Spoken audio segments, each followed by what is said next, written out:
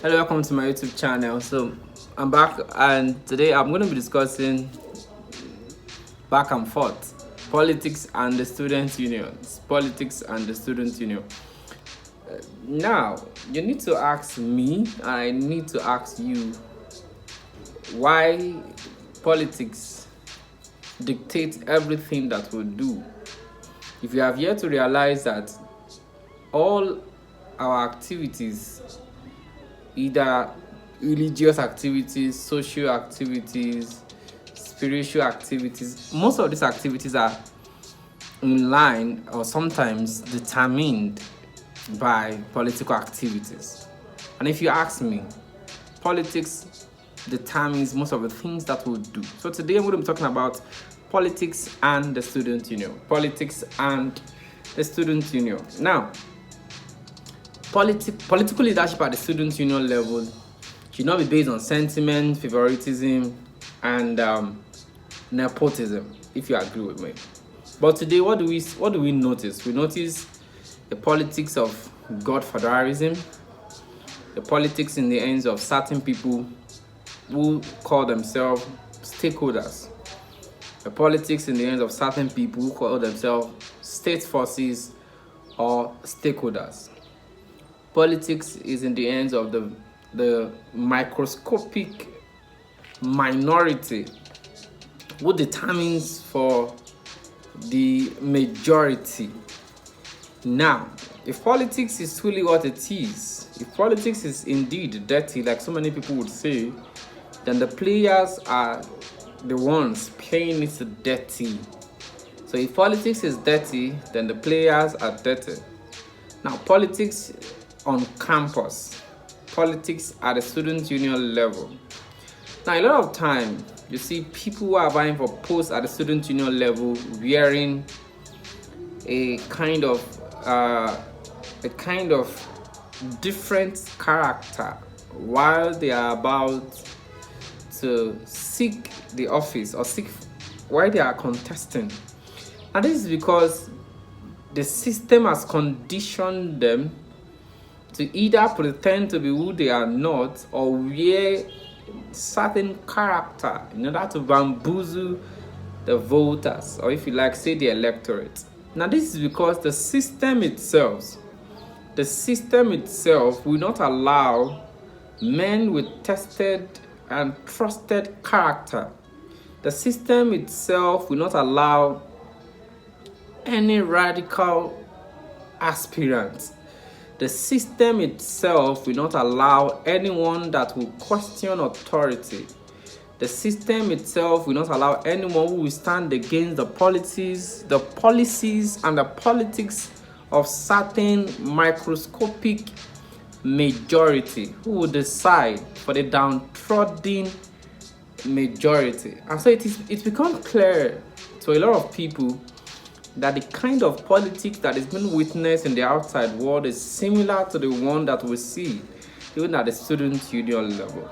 So what do you notice, or what have I noticed at the student union level? Speaking as a student of the Osun State Polytechnic area. Now, at the student union level, what I have noticed is that before you contest for elections, you need to belong to certain groups.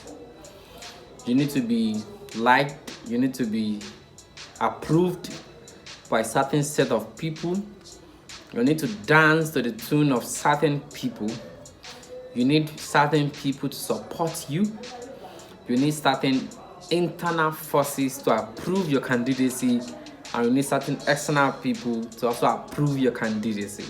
Now, apart from this approval, you need to become somebody that everybody will accept. Either you are the best candidate or you are not the best candidate. You need to become somebody entirely different from who that you had before. And so gullibility becomes a function of wearing a new garment. And you see that most of these aspirants or candidates become so different while they are contesting, and they wear their original nature as soon as they assume office. Now, another thing that I've also noticed is that while the period of campaigns becomes imminent, They need to see certain people. Now, who are those people? They need to belong to certain caucus, certain groups, and they need to join certain movements, either secret movements or open movements. A lot of people find their way into different fetish groups. Some groups disguised in another name, but what they are doing is actually different from the name that they carry. So a lot of people believe that they need to be identified with this group and that group, because if you are not identified with any of those groups, your candidacy, your probability of winning the election is at stake. And that's another thing. So another thing that also comes to play is the authorities. The authorities also consider the fact that if they notice that the candidate is a perceived threat, there are kinds of games that is being played. If they notice that the candidate is a perceived threat, there are kind of games that is being played, and the weaker candidate may at sometimes emerge depending on how the cards are being played. Now let me quickly expose certain things to you about politics and the student union. Now the student union that we have read, studied, and we know have been militant in their approach to oppression, to tyranny, to abuse of power, to anti-student policies, because they gain the support of the students based on their character, based on their zest, based on their leadership integrity, and based on their purpose, and based on their actions and inactions. Now, the student union is supposed to be a training ground for leaders who will take over the position of leadership tomorrow in the larger future. But what we see today is that the system itself has so corrupted the internal politics on the campuses. And what do we see today? We see aspirants who are in disguise of cultists vying for positions. We see aspirants who cannot compete even at the leadership level with his colleagues vying for positions. We see aspirants who are not intellectually sound. I'm not saying that being intellectual is a criteria for leadership positions. I am saying that we have reduced the leadership at the student union level in some schools to a place where people who do not have character, people would not have the zeal for the students, people would not have a good leadership track record. Now, this is because there is this phenomenon that is roaring already. Some people call it alliance, and some people call it party system. That is, if you do not belong to this party A or party B, your chances of winning an election is not going to be possible. This is because the powers that be has already dictated the tone for you. And so you need to dance to the tune of either party A or party B if you truly want to go far in your political career. And so the big question now that we need to start asking ourselves is, why have we reduced leadership positions to people who show the traits of hooliganism,